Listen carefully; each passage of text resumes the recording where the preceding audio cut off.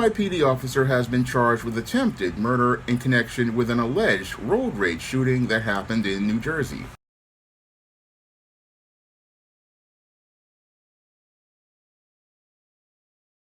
We begin this afternoon with an NYPD officer now charged in a road rage shooting in New Jersey. He was off duty at the time, but investigators say he used his service weapon in the attack. And good afternoon to you. I'm Liz Chow. And I'm Lauren Glassberg. David is off today, and the officer surrendered today after the incident 3 weeks ago. He's now facing attempted murder charges. Eyewitness News reporter Janice Yu is live in Lower Manhattan with the details. Janice. Liz and Lauren, that Officer Hugh Tran waived his right to an extradition hearing, meaning he waived the right to that hearing. So he will be transferred to custody to the Camden County Prosecutor's Office, and that, we're told, could happen at any moment later this evening. Now, the 27-year-old is charged with attempted murder, aggravated assault, and possession of a weapon for an unlawful purpose. Now, authorities say Tran shot a driver during an apparent road rage incident last month in Voorhees Township in southern New Jersey. Now, on May 17th, officers responded to a multi-vehicle crash and found a 30-year-old driver who had been shot. Now, authorities say Tran shot the man and caused him to drive into oncoming traffic and therefore hitting another driver. Camden County prosecutors and Voorhees Township police were able to ID Tran as the suspect and say he used his department-issued gun. The driver taken to the hospital, and he's still there 3 weeks later. Now, Tran joined the NYPD in February of 2021, and he had been assigned to the social media unit with the public information unit since last year. Now, Tran, we're told, has been suspended without pay, which is department protocol in situations like this. Again, Tran waiting to be taken to Camden County anytime here in the next several hours. Live in Lower Manhattan, Janice Yu, Channel 7 Eyewitness News. Now, in this alleged incident that took place in Voorhees Township, New Jersey, Officer Hugh Tran, who was off duty, was driving down Interstate 78 when he got into an altercation with another driver where he possibly felt slighted. And as he got into this altercation with this possible driver that he felt allegedly slighted him, this is where Officer Hugh Tran decided to pull out his service weapon and shoot at that driver. And as he shot at that driver, this caused a multi-car pileup where people wound up being injured as Officer Hugh Tran drove off. And after Officer Hugh Tran wound up driving away 3 weeks ago, what happened was that the police did their investigation of this accident, and as they did their investigation of this accident, they found one of the drivers had a gunshot wound as related to this incident. And as they did their investigation over the course of the last 3 weeks, they found that this gunshot wound came from an NYPD service weapon, and then quickly started to connect cell phone records to place Officer Hugh Tran in the area, and surveillance video that showed Officer Hugh Tran as being the individual in an SUV who possibly was in the area. Now, after taking the last 3 weeks to do their investigation, the prosecutor's office of Camden filed charges against Officer Hugh Tran for attempted murder, possession of a weapon for an unlawful purpose, and aggravated assault. And once these charges were filed against the officer, he wound up surrendering to police in Manhattan, here in New York, and was extradited to Camden, New Jersey, to answer all of these serious criminal charges. Now, the prosecutor's office in Camden, New Jersey, sees this as an isolated incident, but when I take a critical examination of the alleged actions of Officer Hugh Tran, they definitely fit the pattern and profile for beta males that I talk about in my book, The Man Crisis. And it's clear to me that Officer Hugh Tran definitely is one of these beta males who has a real serious problem with impulse control, and does not know how to navigate through his emotions based on the alleged actions that he participated in. Now, as Hugh Tran was riding on this highway, he basically was seething in anger about something that happened on the road, and because he didn't know how to navigate through his emotions, what he did was act impulsively by taking out his service weapon and firing it at that driver. And he was firing it at that driver because he was angry and he acted impulsively on his feelings, not really caring about the consequences, because at the moment all he was thinking about was sating his feelings. And as he was thinking about sating his feelings for the moment, he really wasn't thinking about the long-term consequences of his actions, the long-term consequences of his actions on that driver as related to his life, or even about the health and safety of all of the other people who were driving on that highway at over 60 to 80 miles an hour.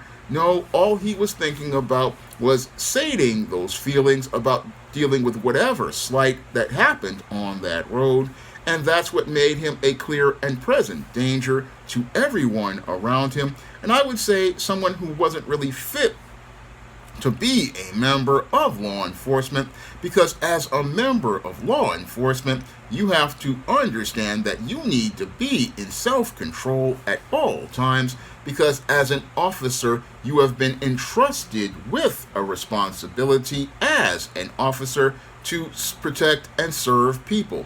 But Officer Hugh Tran wasn't really thinking about protecting or serving anyone but himself at that moment, because as he got in his feelings, what he did was go and take out his service weapon and fire it at this other driver. Again, this was extremely just twisted, and I say depraved behavior, because again, you have multiple vehicles on the road driving 60 to 80 miles an hour, and all of those people's lives were put in jeopardy because this man was basically simmering and seething in anger about whatever slight went on this road. And as he was seething in anger about whatever slight was on that road, he then decided to take matters into his own hands by looking to get even with this driver, not caring about the safety of other people, and that's what really makes him unfit to hold an NYPD badge. I mean, he felt that because he was in Camden, New Jersey, he could go and just drive on this road and basically do whatever he wanted, thinking he was above the law. And again, thinking he was above the law because he was feeling that, oh, I'm an officer, I can do whatever I want.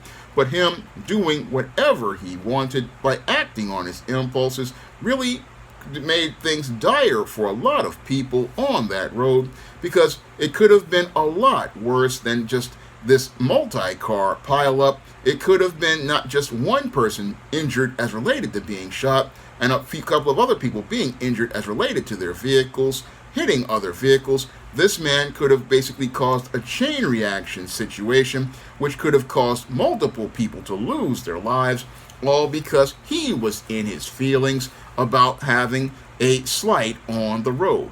And that is what makes this man completely, as I see it, based on these allegations, really unfit to hold an NYPD badge, because again, an officer's job as related to serving people and protecting them, that means that that man has to have good discipline and good self-control.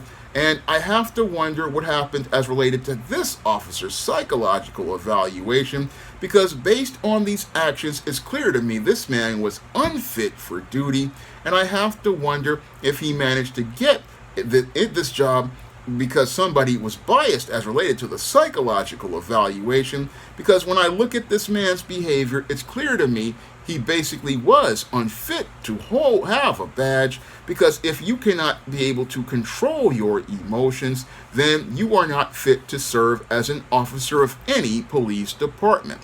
Because an officer has to be able to navigate through their emotions. Yes, police officers are human, but they have to understand that with the responsibility given to them, they have to understand, yes, you may have feelings about things going bad on the road, but the whole thing is you cannot act on your feelings, because when you act on your feelings as an officer and you're on the road off duty, you are going to again be having consequences for those actions, consequences that are going to impact people that you are in the vicinity of, and going to impact the people that you're around you, and again going to also impact people who are fellow officers as related to the reputation and image of police officers. I mean, this guy basically, with his impulsive actions, not only hurt people, he also hurt the reputation of the NYPD with his actions, showing that he was again, individual who was not really critically thinking about his role as a police officer, not really critically thinking about the responsibility given to him. No, he was just all about sating those feelings that he had as related to whatever slight. And again, that's what makes him a danger to everyone as related to this incident, because again, an officer is supposed to have discipline and self-control to the point where they say, okay, this is happening on the road, but I'm not going to act on my feelings, because as an officer, I've been entrusted with a responsibility to look out for the citizens as related to their safety. I mean, the other drivers, their safety needs to be looked out for, but this man didn't think about looking out for the safety of those drivers. No, he put other people's lives in jeopardy, and that's why he needed to be prosecuted and charged for this really heinous crime when you think about it, because it's really heinous when you have an officer who goes out and is on the highway and isn't thinking about his duty as related to his job, because even though you are off duty, you still have a duty to look out for other people, because one, you have been entrusted with this badge as related to not only enforcing the law of New York City, but you're entrusted to enforcing the law of all 50 states. And that's what this officer really wasn't thinking about as related to his actions. And his actions, again, when you really think about it, this man, again, put lives in danger because he was in his feelings and really wasn't even thinking about his own life as related to this whole situation. No, wasn't even thinking about his life as related to the situation. It was all about sating those feelings for just a moment. And with that one moment of satisfying those feelings, this man basically destroyed the lives of multiple people and even destroyed his own life. All because he wasn't critically thinking. This man went from being a police officer in the social media unit of the NYPD to being on the road to becoming an inmate.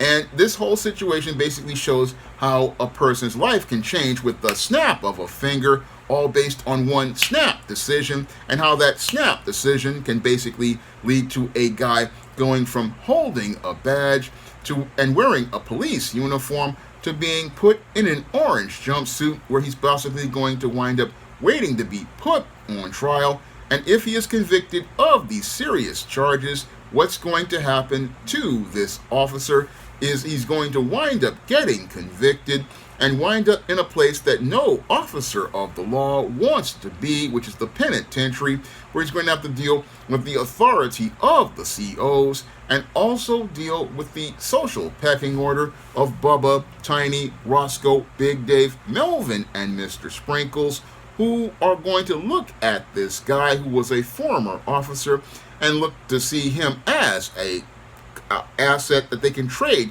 for commissary, such as Little Debbie snack cakes, ramen noodles, packets of Crystal Light lemonade, packets of Crystal Light tea, Taster's Choice coffee, off-brand fruit punch, off-brand lemon lime drink, off-brand grape drink, off-brand orange drink, off-brand Oreo cookies, off-brand lemon cookies, off-brand duplex cookies, off-brand vanilla wafers, off-brand ginger snaps, Hunt's snack pack puddings, Kit Kat candy bars, 100 grand candy bars, Teenage Mutant Ninja Turtle pies, and Fritos chips and prison chips, packets of beef, packets of tuna, packets of sriracha sauce, packets of soy sauce, packets of honey mustard, Snyder's pretzels. I mean, they're going to be trading him for all of the commissary as they go out and fill the front side and the back side with carbon rods.